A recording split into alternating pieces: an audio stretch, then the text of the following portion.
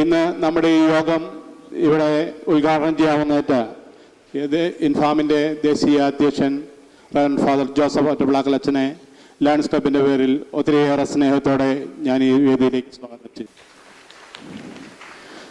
Lion doctor M V Prasad, doctor പ്രസാദിനെ ഒത്തിരിയേറെ സ്നേഹത്തോടെ ഈ വേദിയിലേക്ക് സ്വാഗതം ചെയ്യുന്നു. ലയൺ സജയ് ഇടമരുത്തിനെ ഒത്തിരിയേറെ സ്നേഹത്തോടെ ഞാൻ ഈ വേദിയിലേക്ക് സ്വാഗതം ചെയ്യുന്നു. സാധാരണ രീതിയിലുള്ള എക്സസൈസ് വഴിയായിട്ടും ഡോക്ടറെ ചെറിയ മരുന്ന് കൊണ്ടും ഈ രോഗത്തെ ഭേദമാക്കുവാനായിട്ട് സാധിക്കുന്നുണ്ട്. ഡയബറ്റിക് പിടിപെട്ടിട്ടുള്ള 2-3 വർഷമായ ധാരാളം പേർക്ക് ഈ രോഗം ഇല്ലാതായി തീർന്നിട്ടുണ്ട്. അപ്പോൾ ഫാദർ പറഞ്ഞു പുതിയൊരു ചികിത്സാ രീതി എന്ന് പറഞ്ഞു.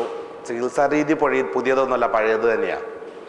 അതൊരു 10 കൊല്ലം മുമ്പ് തൊട്ടേ എൻ്റെ അടുത്ത് പ്രമേഹ രോഗം മാറി സ്വസ്ഥമായിട്ട് ആളുകൾ നടക്കുന്നുണ്ട് കുറേ. പക്ഷെ ഞാനതൊരു റിസർച്ച് പോലെ കൊണ്ടുനടന്ന് ഇപ്പോൾ ഒരു 10-12 കൊല്ലം കൊണ്ടാണ് ശരിക്കും ഒന്നുകൂടെ നല്ല റിഫൈൻഡ് ആക്കി എടുത്തതെന്ന് മാത്രം. അപ്പോൾ ചികിത്സ ഇത് തുടങ്ങുന്നത് കൊല്ലങ്ങൾക്ക് മുമ്പ് വെച്ചാൽ ഒരു 10-12 കൊല്ലം മുമ്പ് ഇതുപോലെ തന്നെ ഒരു പള്ളി, ശശിമല പള്ളി, അവിടെ നിന്ന് ഒരു തോമസ് ചേട്ടൻ നിന്നാണ് തുടങ്ങുന്നത് ചികിത്സ. നിങ്ങളുടെ പലരുടെയും ആഗ്രഹം പോലെ തന്നെ എന്നോട് ഒരേ ഒരു കാര്യം ചോദിച്ചുള്ളൂ, എനിക്കൊന്ന് കഞ്ഞി കുടിച്ച് മരിച്ചാൽ മതി ഡോക്ടറെ, കഞ്ഞി കുടിച്ചൊന്ന് മരിച്ചാൽ മതി എന്നാണ് പറഞ്ഞത് ആകെ. അപ്പം ഞാൻ പറയുന്ന കാര്യങ്ങൾ ചെയ്യുകയാണെങ്കിൽ കഞ്ഞിയും കുടിച്ചോ കപ്പയും നിന്നോ ചോറുന്നോ ഒരു കുഴപ്പമില്ല, എല്ലാം കഴിച്ചോളാം പറഞ്ഞു. 1-2 ചെറിയ കാര്യം പറഞ്ഞു. ആകെ ഞാൻ പറഞ്ഞത് ഒന്ന് ഡെയിലി ശശിമല പള്ളിയുടെ മുകളിൽ പോയി 1 മാസം കൂടി തിരിച്ചു വരാൻ പറഞ്ഞു. അത് പറഞ്ഞു എന്തുകൊണ്ട് എനിക്കറിയില്ല, 2 മാസം കൊണ്ട് 6 ഗുളിക ഉണ്ടായിരുന്നു 1/2 ഗുളികയിലേക്ക് കുറഞ്ഞു. ഡെയിലി പള്ളി കയറിയോണ്ട് വ്യായാമം കിട്ടുകൊണ്ടാണോ അല്ലെ പള്ളി കയറി മാസം കൂടിയപ്പോൾ മനസ്സിന് സമാധാനം കിട്ടുകൊണ്ടാണോ? ഞാൻ പ്രമേഹ രോഗിയുടെ തെറ്റുകൾ മാത്രം ശ്രദ്ധിച്ചിട്ടുള്ളൂ, ശരികൾ നോക്കി പോയിട്ടില്ല ഇതുവരെ. എവിടെയാണ് പ്രമേഹ രോഗി തെറ്റിയത്? നിങ്ങളിപ്പോൾ 10, 15, 20 കൊല്ലം ചികിത്സ എടുത്ത ആളുകൾ ധാരാളം കാണും. പക്ഷെ നിങ്ങളുടെ റിസൾട്ട് എങ്ങനെയാണ്? 10 കൊല്ലം തുടർച്ചയായിട്ട് ഞങ്ങൾ ഡോക്ടർമാർ പറഞ്ഞ എല്ലാം നിങ്ങൾ കേട്ടിട്ടുണ്ടാവും, അനുസരിച്ച് കാണും, പറഞ്ഞതുപോലെ ചെയ്തിട്ടുണ്ടാവും. പക്ഷേ ആരോഗ്യം ഇപ്പം എങ്ങനെയുണ്ട്? ഓരോ ദിവസം പുറകോട്ട് തന്നെയല്ലേ?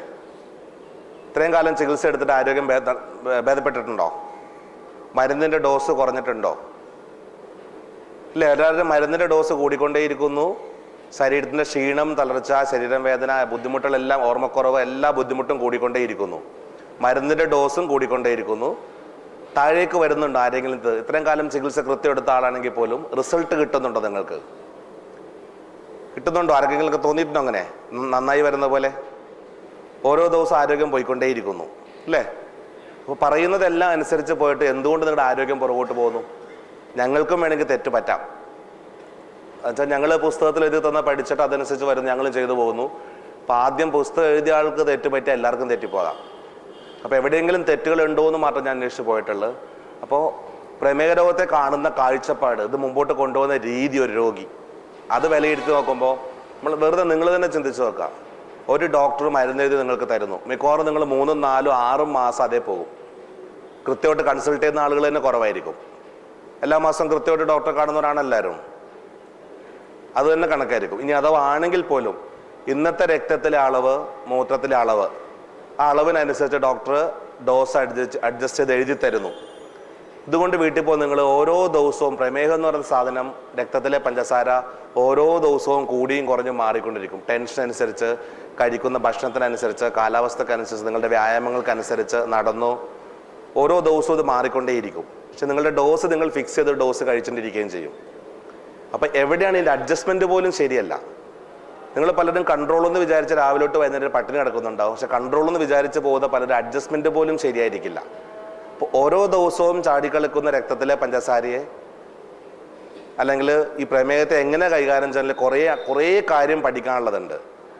ഞാൻ നോക്കി വരുമ്പോൾ ഏറ്റവും വലിയ തെറ്റെന്ന് പറയുന്നത് പ്രമേഹ രോഗിയുടെ പ്രമേഹത്തെക്കുറിച്ചുള്ള അറിവ് അത് ഏകദേശം 0. എത്ര അറിവുള്ള ആളാണെങ്കിലും അത് 0 എന്ന് ഞാൻ പറയും. അത് കുറച്ച് കഴിയുമ്പോൾ നിങ്ങൾക്ക് മനസ്സിലാവും. നിങ്ങളുടെ ധാരണകൾ ശരിക്കും പറഞ്ഞാൽ തെറ്റിദ്ധാരണകളുടെ ഒരു കൂമ്പാരോ പ്രമേഹ രോഗി എന്ന് പറഞ്ഞാൽ. അപ്പോൾ ആദ്യമേ പ്രമേഹ രോഗം എന്താണ്, ഇത് നിങ്ങളുടെ ശരീരത്തെ എങ്ങനെ ബാധിക്കുന്നു. ഇപ്പോൾ ശരീരത്തെ എങ്ങനെ ബാധിക്കുന്നു ഇപ്പം തന്നെ പലരും ഉറക്കം തൂങ്ങി തുടങ്ങിയിട്ടുണ്ട്. പലരും ഇപ്പം തന്നെ ഇങ്ങനെ തലയൊക്കെ കുലുക്കി കണ്ണൊക്കെ ഇങ്ങനെ തുറക്കുന്നുണ്ട്. ഇത് നിങ്ങളുടെ ശരീരത്തെ എങ്ങനെ ബാധിക്കും? ഇതുവരെ ഉണ്ടായ കേടുകൾ, നിങ്ങളുടെ കാല് തരിപ്പ്, കണ്ണുമൂടൽ, ഓർമ്മക്കുറവ്, 100 കൂട്ടം പ്രശ്നങ്ങൾ, ഇതെല്ലാം എന്തുകൊണ്ട് സംഭവിച്ചു? ഈ കേട് മാറ്റാൻ എന്തു ചെയ്യണമായിരുന്നു എന്ന് പറഞ്ഞിട്ട് കാര്യമില്ല. ഇനി എന്ത് ചെയ്യണം? ഇനി അങ്ങോട്ട് കേട് പറ്റാതിരിക്കാൻ എന്തു ചെയ്യണം? കുറച്ച് കാര്യങ്ങൾ പ്രമേഹത്തെക്കുറിച്ച് അതിൻ്റെ അടിത്തറ മനസ്സിലാക്കി മുമ്പോട്ട് പോയിട്ടുണ്ടെങ്കിൽ നിങ്ങൾക്ക് വളരെ പെട്ടെന്ന് സ്വന്തമായിട്ട് ചികിത്സിക്കാവുന്ന ഒരു സെറ്റപ്പിലേക്ക് എത്താൻ പറ്റും. മനസ്സിലാവുന്നത്? അല്ലേ? പ്രമേഹ രോഗം എന്ന് പറയുന്നത് ഡോക്ടർ ചികിത്സിക്കേണ്ട രോഗമല്ല, ഇത് രോഗി ചികിത്സിക്കേണ്ട രോഗമാണ്. എന്താ പ്രമേഹം എന്ന് പറയുമ്പോൾ? ഇൻസുലിൻ്റെ കുറവ് അല്ലേ?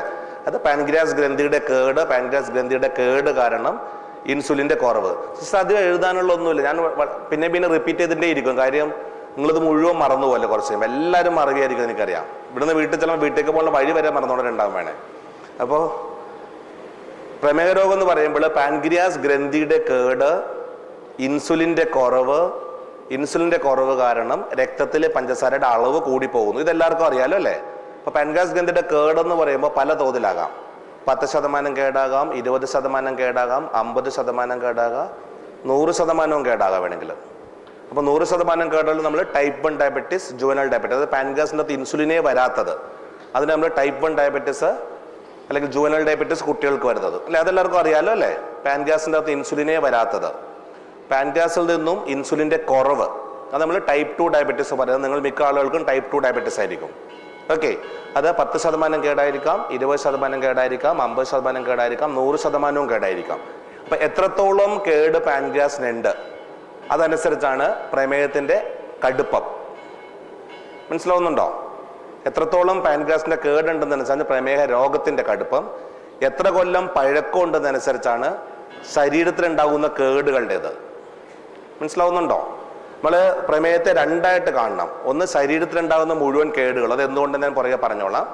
പിന്നെ പാൻക്രിയാസ് ഗ്രന്ഥിയുടെ കേട്, 2 തലത്തിലാണ് കാണേണ്ടതിന്. അപ്പം ശരീരത്തിൽ ഉണ്ടാകുന്ന കേടുകൾ എന്താണെന്ന് പഠിച്ചാൽ നിങ്ങൾക്ക് പ്രമേഹത്തിൻ്റെ വ്യാപ്തി കിട്ടും ശരിക്കും. ഓക്കെ, അപ്പോൾ പാൻക്രിയാസിൻ്റെ കേട് കാരണം ഇൻസുലിൻ്റെ കുറവ്, രക്തത്തിലെ പഞ്ചസാരയുടെ അളവ് കൂടി പോകുന്നു എന്ന് പറഞ്ഞു. ഭക്ഷണം കഴിച്ചത് വായിലൂടെ വയറ്റിൽ ചെന്നു, ദഹിച്ചു, പഞ്ചസാരയായി മാറി, കുടലിൻ്റെ ഭിത്തിയിലൂടെ രക്തത്തിൽ കലങ്ങി, രക്തത്തിലൂടെ ഒഴുകിപ്പോയി ശരീരത്തിൻ്റെ എല്ലാ ഭാഗത്തേക്കും എത്തിയിട്ട് ഓരോരോ ജോലി ചെയ്യാനുള്ള ഊർജ്ജം ഉണ്ടാക്കാൻ ഉപയോഗിക്കും. ക്ലിയർ? മനസ്സിലാവുന്നുണ്ടല്ലോ അല്ലേ? അപ്പോൾ ഭക്ഷണം ദഹിച്ചുണ്ടായ ഗ്ലൂക്കോസ് കുടലിൻ്റെ ഭിത്തിയുടെ രക്തത്തിൽ കലങ്ങി, എല്ലാ ഭക്ഷണവും ദഹിച്ചതിന് ശേഷം ഗ്ലൂക്കോസ് ആയിട്ട് മാറാം. കൂടെ കുറച്ച് കൊഴുപ്പോ വിറ്റാമിൻസ് മിനറൽ സാധനങ്ങൾ.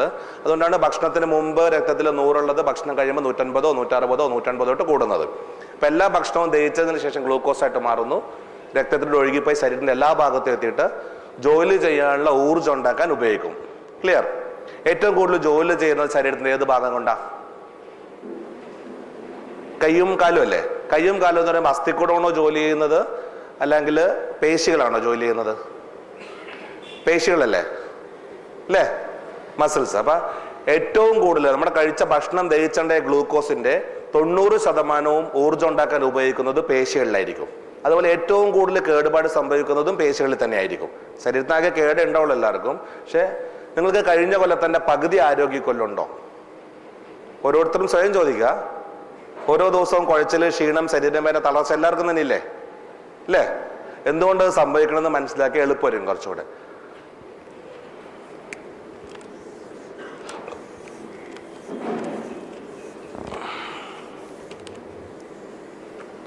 ഇതുപോലെ ഇങ്ങനെ മണ്ണിര പോലെയുള്ള ബാക്കിൽ കാണുന്നുണ്ടല്ലോ അല്ലേ? ഇത് മണ്ണിര പോലെയുള്ള ഇറച്ചി നാരുകൾ, പേശി നാരുകൾ അല്ലെ ഇറച്ചി നാരുകൾ ഒരു 1000-ഓളം മണ്ണിരനെ കൂട്ടിക്കെട്ടിയാൽ നമ്മുടെ ഈ ഒരു മസിലാകും. ഓക്കെ, ഞങ്ങൾക്ക് ഇത് ശരിക്കുള്ള സയൻസ് അല്ല, നിങ്ങൾക്ക് മനസ്സിലാക്കാൻ വേണ്ടിയാണ്. ഒരു 1000 മണ്ണിരകളെ കൂട്ടിക്കെട്ടിയിട്ടുണ്ടെങ്കിൽ നമ്മുടെ കയ്യിൽ ഒരു മസിലാകും. ഇതുപോലെ ഒരു 10% ഇൻസുലിന്റെ കുറവുള്ള രോഗിയാണെങ്കിൽ ഈ 1000 മണ്ണിരകളെ കൂട്ടിക്കെട്ടിയാൽ ഒരു മസിലാകും എന്ന് പറഞ്ഞു. ഈ 1000 മണ്ണിരകളിലെ ഒരു 900 മണ്ണിരകളിൽ ഇൻസുലിൻ ഉണ്ട്, ഒരു 100 മണ്ണിരയിൽ ഇൻസുലിൻ ഇല്ല. ഓക്കെ, ശരിക്കുള്ള സയൻസ് ആണെന്ന് വിചാരിക്കരുത്. അപ്പോൾ രക്തക്കുഴലിൽ കൂടെ ഒഴുകി വരുന്ന പഞ്ചസാര 1000 രക്തക്കുഴൽ എല്ലാ മണ്ണിരകളിലേക്കും വരുന്നു. ഇതിലേക്ക് 2 രക്തക്കുഴൽ വരുന്നുണ്ട് വിചാരിക്കുക. ഇതിലൂടെ ഒഴുകി വരുന്ന ഗ്ലൂക്കോസ്, ഭക്ഷണം ദഹിച്ചുണ്ടായ ഗ്ലൂക്കോസ് ഒഴുകി വന്ന് ഈ മണ്ണിരയുടെ അകത്ത് കടന്നിട്ടാണ് ഊർജ്ജം ഉണ്ടാക്കാൻ ഉപയോഗിക്കുക. റൈറ്റ്? ഇൻസുലിൻ ഇല്ല എങ്കിൽ ഇതിൻ്റെ അകത്തേക്ക് കടക്കാൻ പറ്റില്ല. ഇൻസുലിൻ്റെ ആക്ഷൻ അവിടെ വരിക. മനസ്സിലാവുന്നുണ്ടോ? അപ്പോൾ ഇവിടെ പഞ്ചസാര ബ്ലോക്കായി ഈ രക്തക്കുഴൽ അടഞ്ഞു പോകുന്നു. ഇത് അടഞ്ഞു പോകുന്നു. ഇനി വരുന്നത് ഇതിലൂടെ വരുമ്പോൾ ഇവിടെ ഇൻസുലിൻ ഇല്ല, ഈ രക്തക്കുഴൽ ബ്ലോക്കായി പോകുന്നു. ഇനി വരുന്നത് അടുത്ത മണ്ണിരയിലേക്ക് പോകും. ഈ മണ്ണിരക്ക് എന്ത് പറ്റും? അതിലേക്കുള്ള രക്തക്കുഴൽ 2 ബ്ലോക്കായപ്പോൾ എന്താ പറ്റുക? അതിലേക്ക് വായു എത്തുന്നില്ല, വെള്ളം എത്തുന്നില്ല, ഭക്ഷണം എത്തുന്നില്ല. അല്ലേ? ഇത് ചത്തുപോയി, ഇത് ചത്ത് മെലിഞ്ഞുണങ്ങി ഒരു ചകിരിനാര് പോലെയായി. ഓക്കെ, മനസ്സിലാവുന്നുണ്ടോ? മെലിച്ചിലുണ്ടോ? എത്ര കിലോ? 10 കിലോ. പണ്ടത്തെ പകുതി ഉണ്ടോ ഈ മസിലിപ്പ? പകുതിയിലും താഴെയായി. അതായത് 1000 മണ്ണീരുകൾ ഉണ്ടായിരുന്നതിലെ 500 എണ്ണം ചത്തുപോയി, ബാക്കി 500 എണ്ണം ഇവിടെ ഉള്ളൂ. ശരീരം ഫുള്ളായിട്ട് തന്നെ മെലിച്ചിലില്ല ഇപ്പ, അല്ലേ? അല്ലെങ്കിൽ ഇങ്ങനെ പറയാണ്ട് പകുതിയോളം മരിച്ചൊരു ചേട്ടൻ ഇരിക്കുന്നു ഇവിടെ മുമ്പിൽ. ശരിയല്ലേ? നിങ്ങൾക്കും തോന്നും കഴിഞ്ഞ കൊല്ലത്തിന്റെ പകുതി ആരോഗ്യക്കൊല്ലുള്ളൂ. അപ്പൊ ഞാൻ പകുതി എന്ന് ഉദ്ദേശിച്ച് അങ്ങനെ കൂട്ടിയാൽ മതി. അല്ല, ഞാൻ എനിക്ക് നോക്കിയാറുകൊണ്ടാ പറഞ്ഞത്, ഇങ്ങോട്ട് നോക്കുന്നില്ല, ഞാൻ അങ്ങോട്ട് നോക്കിയത് കൊണ്ടാ, ഒറ്റ നോട്ടത്തിൽ. അപ്പൊ പകുതിയോളം മരിച്ചൊരു ചേട്ടനെ മുമ്പിലിരിക്കുന്നെന്ന് പറയാം. ഓരോ ദിവസം നിങ്ങൾക്ക് അനുഭവപ്പെടുന്നുണ്ടാവും. കഴിഞ്ഞ കൊല്ലത്തിന്റെ പകുതി ആരോഗ്യക്കൊല്ലം തോന്നുന്നുണ്ടോ? ഇല്ല. ഓർമ്മക്കുറവ് ഇല്ലാത്ത ആരെങ്കിലും കൂട്ടത്തിലുണ്ടോ ഇവിടെ? അങ്ങനെ ചോദിക്കാം. ഓർമ്മക്കുറവ് ഉണ്ടോ എന്ന് ചോദിക്കാനില്ല. ഓർമ്മക്കുറവ് ഇല്ലാത്ത ആരെങ്കിലും ഇവിടെ ഉണ്ടോ? തുടക്കക്കാർക്ക് ചിലപ്പോൾ കാണും, കുറച്ച് പ്രമേയം ഇല്ലാത്തവർക്കും കാണും. എന്താ ഓർമ്മക്കുറവെന്ന് ആലോചിച്ച് നോക്ക്. തലച്ചോറിന്റെ അകത്ത് 1,00,000 കോശങ്ങള് ഓരോ ദിവസവും ഓരോന്നോ ചത്ത് ഇങ്ങനെ പോയിക്കൊണ്ടിരിക്കും. മനസ്സിലാവുന്നുണ്ടോ?